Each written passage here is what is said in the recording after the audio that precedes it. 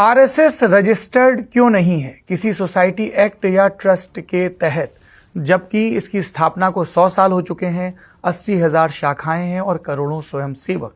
विपक्ष ये सवाल पूछ रहा है और हम क्या सवाल जानने की कोशिश कर रहे हैं कि क्या आरएसएस का बिना रजिस्ट्रेशन के चलना गैर कानूनी है और क्या क्या है इससे जुड़े सवाल 4 हैं। पहला तो हमने आपको बताया, क्या भारत में किसी संगठन के लिए रजिस्ट्रेशन कराना कानूनी रूप से जरूरी है? बिना रजिस्ट्रेशन के आरएसएस इतने सालों से बैंक अकाउंट, जमीन और चंदा कैसे मैनेज करता है? टैक्स अथॉरिटीज और कोर्ट ने आरएसएस के स्टेटस पर अब तक क्या कहा? और चौथी बात, ये विवाद नए सिरे से क्यों जन्मा? नमस्कार, मेरा नाम सौरभ द्विवेदी है, ये इंडियन एक्सप्रेस हिंदी है। आज हम आरएसएस की स्थापना, इसकी कानूनी वैधता के बारे में विस्तार से बात करेंगे।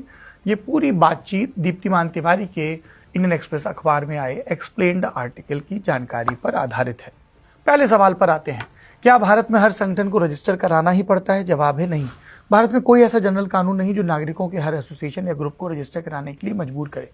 हमारे पास society registration act, trust act और कंपनी लॉ जैसे कानून हैं, पर यह विकल्प है, मजबूरी नहीं। अगर किसी संगठन को सरकार से खास फायदा या अधिकार नहीं चाहिए तो वो बिना रजिस्ट्रेशन के भी बॉडी ऑफ इंडिविजुअल्स यानी नागरिकों के समूह के रूप में काम कर सकता है। आरएसएस के मुखिया, जिसे आरएसएस की भाषा में सरसंघ चालक कहते हैं, मोहन भागवत ने भी यही कहा कि संघ ब्रिटिश काल से खुला काम कर रहा। जैसे हिंदू धर्म रजिस्टर्ड नहीं है, वैसे ही कई संस्थाएं भी रजिस्टर्ड नहीं है। साल 1925 में डॉक्टर केशवराव बलराम हेडगेवार ने आरएसएस को एक पारंपरिक संस्था नहीं बल्कि सामाजिक आंदोलन के रूप में शुरू किया। ये कागजी प्रक्रिया से ज्यादा महत्व भागीदारी का देता है। इसलिए ना तो संघ का कोई सदस्यता फॉर्म है, ना फीस, ना मेंबरशिप कार्ड। कोई भी व्यक्ति संघ की शाखा में जाकर स्वयंसेवक बन सकता है, ये तर्क है।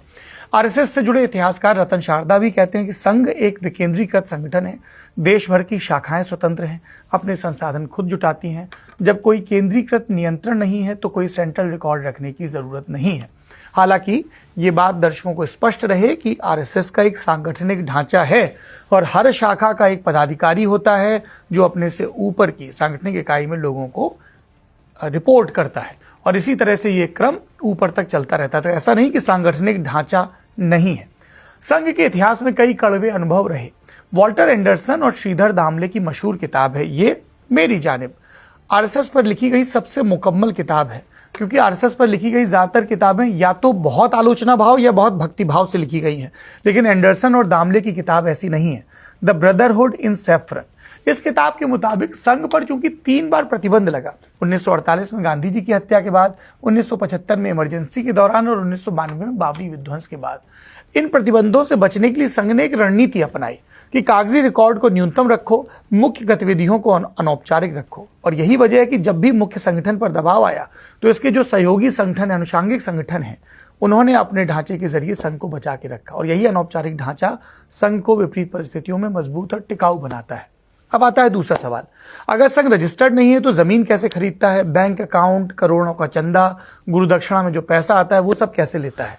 हालांकि राष्ट्रीय स्वयंसेवक संघ एक रजिस्टर्ड ऑर्गेनाइजेशन नहीं है, लेकिन इसके बावजूद उसके पास संपत्ति है, फाइनेंशियल ट्रांजैक्शंस होते हैं, उनके भवन बनते हैं, बहुत सारा आदान प्रदान होता है, जिसके लिए कि रजिस्टर्ड होना एक कानूनी ज़रूरत है।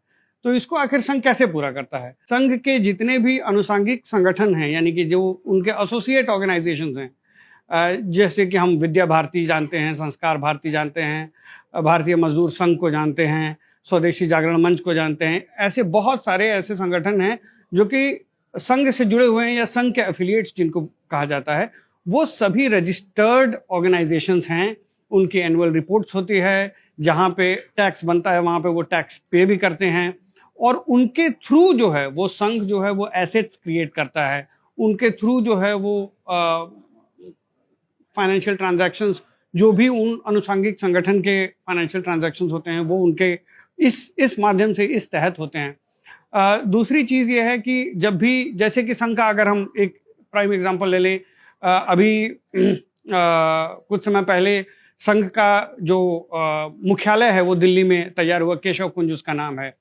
तो उसको बनाने के लिए एक ट्रस्ट के थ्रू जो है वो पैसा कलेक्ट किया गया। उस ट्रस्ट का नाम है केशव स्मारक समिति और उसके थ्रू जो है वो बिल्डिंग बनाई गई।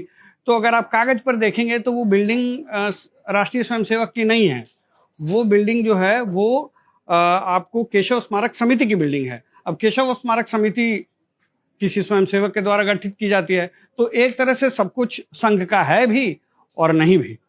ऐसा ही कुछ मामला जो है वो संघ की मेंबरशिप के साथ होता है, जिसमें कि आप अगर कोई रजिस्टर खोजना चाहेंगे संघ के भीतर की कौन मेंबर्स हैं, तो आपको वो रजिस्टर नहीं मिलेगा। कोई आपको नहीं बता सकता कि ये संघ का मेंबर है, ये संघ का मेंबर नहीं है। लेकिन फिर भी जो शाखाएं होती हैं उसके थ्रू मेंबर्स की गिनती होती है।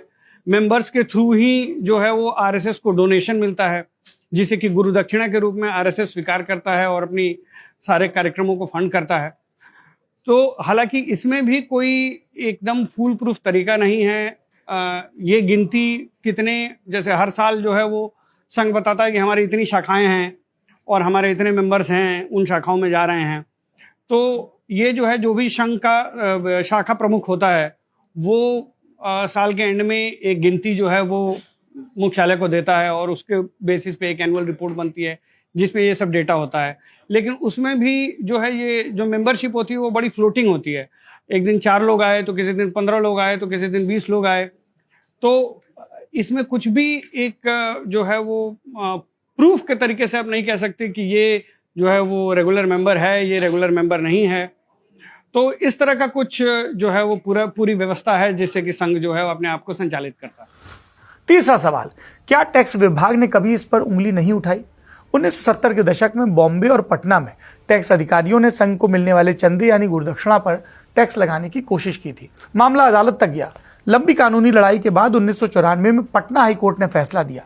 कोर्ट ने माना, नियमों के मुताबिक आरएसएस एक बॉडी ऑफ इंडिविजुअल्स यानी व्यक्तियों का समूह है और उसे मिलने वाली गुरुदक्षिणा यानी जो चंदा मिलता है उस पर टैक्स से छूट रहेगी। यानी कानून की नजर में संघ का तरीका वैध माना गया। संघ के पास वैसे अपना एक लिखित संविधान है जिसे उन्होंने 1950 के दशक में सरकार के दबाव के बाद बनाकर सरकार को सौंपा था। अब आते हैं आखिरी सवाल पर कि जब सब कुछ लीगल है तो अचानक ये मुद्दा गर्मा क्यों गया?